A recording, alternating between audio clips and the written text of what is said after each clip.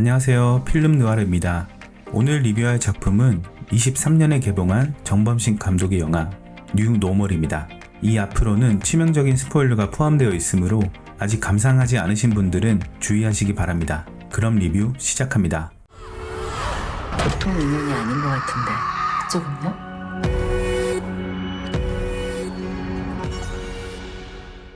정범식 감독, 이 이름 앞에는 두 편의 작품이 붙어다닙니다. 바로 기담과 곤지암인데요. 기담은 일제강점기를 배경으로 한 호러 장르의 영화로서 서사와 미장센 모두에서 한국 공포영화의 수준을 끌어올렸다는 평가를 받은 작품입니다. 곤지암은 폐 정신병원을 배경으로 한 페이크 다큐멘터리 스타일의 공포영화로 한국 공포영화 역대 흥행 2위에 오른 작품이기도 합니다. 그런 정범식 감독의 신작이 이 영화입니다. 그러나 이 영화는 기담과 곤지암과는 결이 좀 다릅니다. 귀신도 없고 폐건물도 없습니다. 그리고 공포의 원천도 다릅니다. 당신 옆에 있을지도 모를 사람, 그게 이 영화의 출발점입니다. 원작은 일본 드라마 시리즈인 토리하다 한국어로 소름, 이 드라마를 기반으로 실제 다큐멘터리나 뉴스 사건들을 참고해 한국 사회에 맞게 각색했습니다. 형식은 옴니버스 구성으로 총 6개의 챕터로 구성되어 있고 각 챕터는 서로 다른 주인공의 이야기를 따라가지만 같은 세계관과 같은 시간대 안에서 서로를 스쳐 지나가며 연결됩니다. 출연진은 최지우, 이유미, 최민호, 표지훈, 하다인, 정동원, 이 배우들 각자가 하나의 에피소드를 이끄는 구조입니다. 영화 제목 뉴 노멀은 시대 변화에 따라 새롭게 부상하는 기준, 표준을 뜻하는 말입니다. 그럼 첫 번째 에피소드 시작하겠습니다. 오피스텔에 혼자 사는 여자 현정, 배우 최지우가 연기하는 인물입니다. 범인이 혼자 사는 여성을 노린 점과 CCTV가 작동하지 않는 뉴스에서는 혼자 사는 여성들을 노린 연쇄살인 사건 소식이 이어지고 있습니다. 누구시죠? 현정의 집 현관문을 두드리는 소리, 점검 있다는 말 못 들었는데요. 아 짜증나네 진짜. 화재 센서 검침원, 이문식 배우가 연기한 정훈입니다. 현정은 검침 예약을 한 적이 없다며 드리기를 꺼립니다. 하지만 정훈은 관리사무실 측 문제라며 마지막 집인이 좀 열어달라고 재촉합니다. 아이고 죽겠다. 아이고 죽겠다. 그리고 정훈이 들어오는 순간부터 이 영화의 긴장은 시작됩니다. 정훈은 상당히 불쾌한 인물입니다. 묻지도 않고 집안을 헤집고 다니고 시덥잖은 농담을 던집니다. 범인이 아직 안 잡혔다고 그러던데 혼자 사는 여자만 골라서 죽이나? 왜 안 울려요? 베껴봐야 알 수 있을 것 같은데. 위협인지 농담인지 분간이 안 가는 그 말. 깨워보자. 죽은 여자도 엄청 예뻤대요. 좀만 기다리세요. 고장난 센서를 고치던 정훈은 갑자기 화장실이 급하다며 마음대로 들어갑니다. 불안해진 현정은 집안의 모든 불과 TV를 끕니다. 그러고선 숨겨뒀던 전기 충격기를 꺼내들고 화장실 앞에서 정훈이 나오길 기다립니다. 그리고 화장실 문이 열립니다. 화장실에서 나온 정훈이 현정에게 달려듭니다. 둘은 몸싸움 끝에 전기 충격기가 부서지고 정훈이 로봇 청소기를 밟고 미끄러지면서 대리석 바닥에 머리를 찧어 쓰러집니다. 그 순간 현정이 처음으로 표정이 바뀝니다. 현정은 쓰러진 정훈의 목에 칼을 들이대고 정훈은 살려달라고 빌지만 살려주세요. 잘못했어요. 그대로 목에 칼이 꽂혀 죽습니다. 그리고 TV 뉴스에서 그제야 범인의 인상착의가 나옵니다. 170cm대 중반의 여성. 이 영화에서 연쇄살인마는 처음부터 현정이었습니다. 정훈은 진짜 검침원이었습니다. 그런데 거기서 시체를 발견하고 겁에 질려 달려든 겁니다. 관객은 처음에 현정의 시점에서 이야기를 봤습니다. 집에 혼자 사는 여성, 무례한 낯선 남자가 들어와서 위협을 가한다. 경계하고 방어하고 싸운다. 이건 뉴스나 영화에서 수도 없이 접하는 피해자의 서사입니다. 그래서 우리는 현정에게 감정이입을 하게 됩니다. 근데 현정이 진짜 살인마였습니다. 피해자처럼 보이는 사람이 가해자였을 수도 있다. 동기가 명확하지 않은 범죄가 번번이 일어나는 이 시대에 경계해야 할 대상이 누구인지조차 알 수 없다는 것을 이 영화는 말하고 있습니다.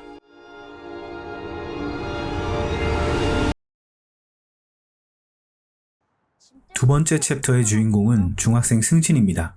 그랬더니 이 새끼가 사람들한테 피해주지 마시고 창피당하기 전에 들어가세요. 새치기 하는 사람에게 그러면 안 된다고 했더니 주변에서 칭찬을 하더라. 무거운 걸 들고 있는 어르신을 도와줬더니 사탕을 주더라.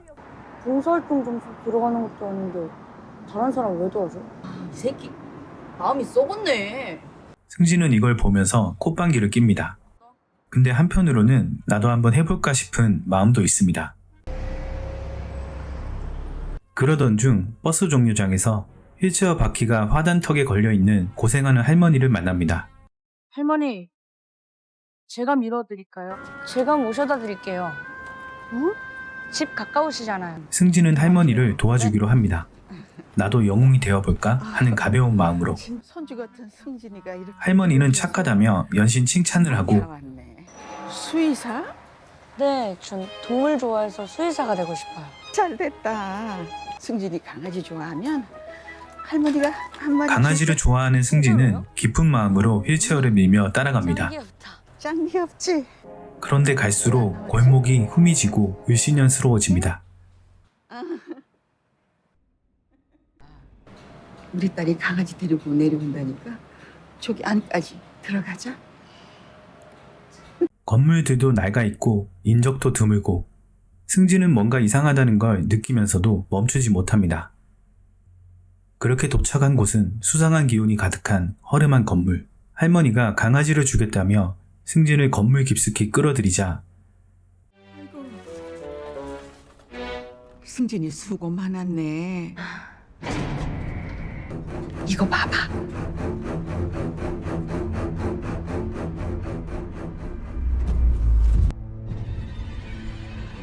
아니, 할머니, 저 화장실 갔다 올게요.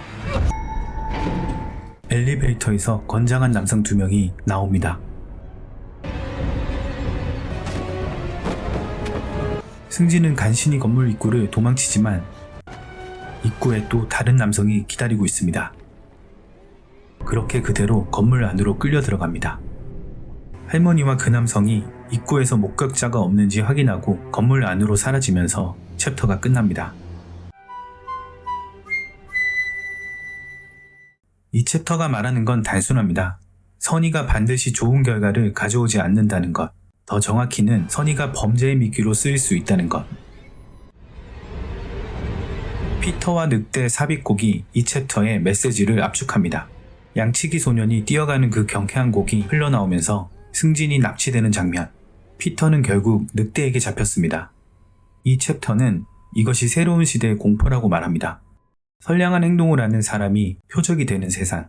착한 일을 했더니 칭찬받는다는 SNS의 세계와 착한 일을 했더니 납치당하는 현실의 세계가 이 챕터 안에서 충돌합니다.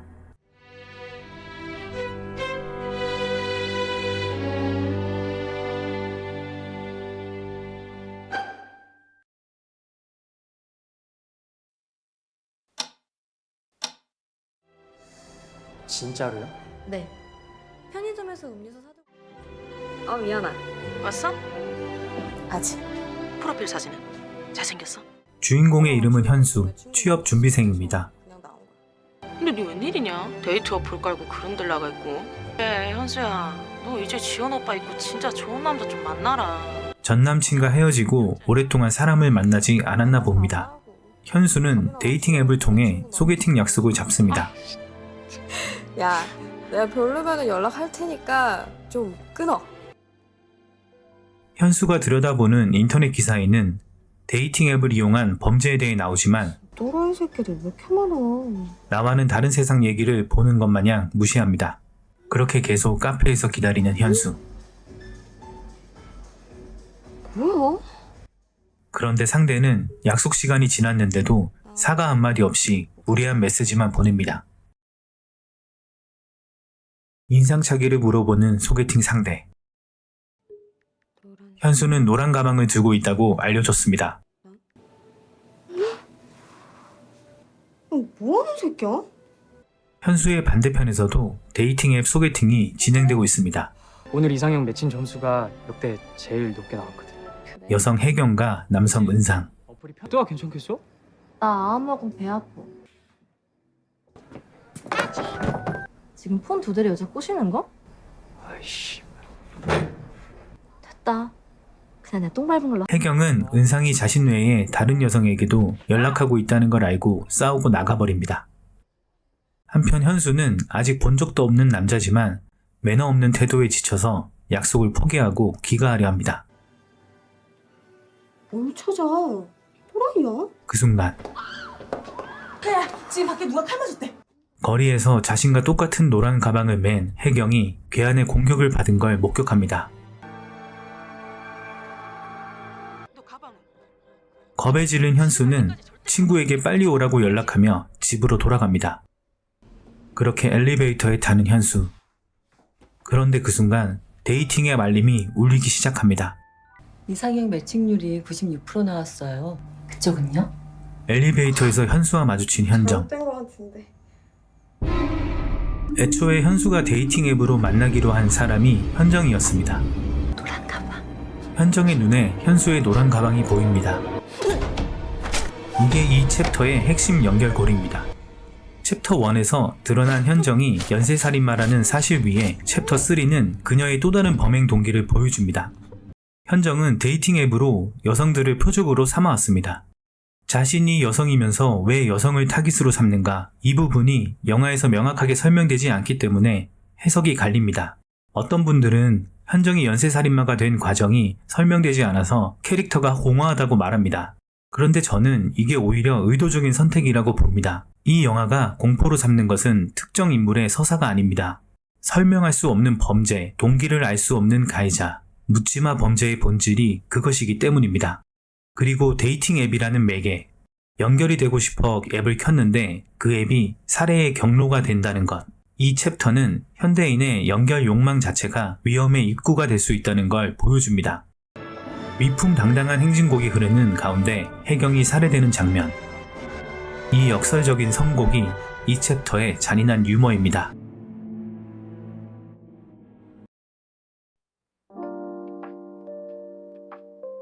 총 6개의 에피소드 중에 3개의 에피소드를 다뤄봤습니다. 남은 에피소드들도 흥미롭고 생각해볼 것들이 많은 내용이라 현재 넷플릭스에 있으니 시청해보시길 권장드립니다. 이번 영상에 반응이 괜찮다면 나중에 나머지 챕터들도 다뤄보도록 하겠습니다. 뉴노멀은 현실 공포라는 장르의 가능성을 탐색한 의미 있는 시도를 한 영화입니다. 실제 사회 문제를 공포의 소재로 직접 가져오는 방식, 비선형 시간 구조로 인물들의 교차를 설계하는 방식 모두 신선한 접근이었습니다. 그러나 옴니버스 형식이 갖는 구조적 단절, 챕터 안의 서사 밀도 부족, 개연성의 허점들이 이 영화의 잠재력을 충분히 실현하지 못하게 했습니다. 결과적으로 기획과 의도는 뉴노멀하지만 완성도는 노멀에 그쳤습니다. 하지만 확실히 그저 그런 공포영화보다 흥미롭게 봤던 건 사실입니다. 넷플릭스에서 스치면서 봤지만 아직 시청하지 않으셨다면 한 번쯤 보셔도 괜찮은 영화입니다. 영상이 마음에 드셨으면 좋겠습니다. 구독과 좋아요, 댓글 모두 환영입니다. 그럼 이만 들어가 보겠습니다. 새로운 영상으로 찾아뵙겠습니다.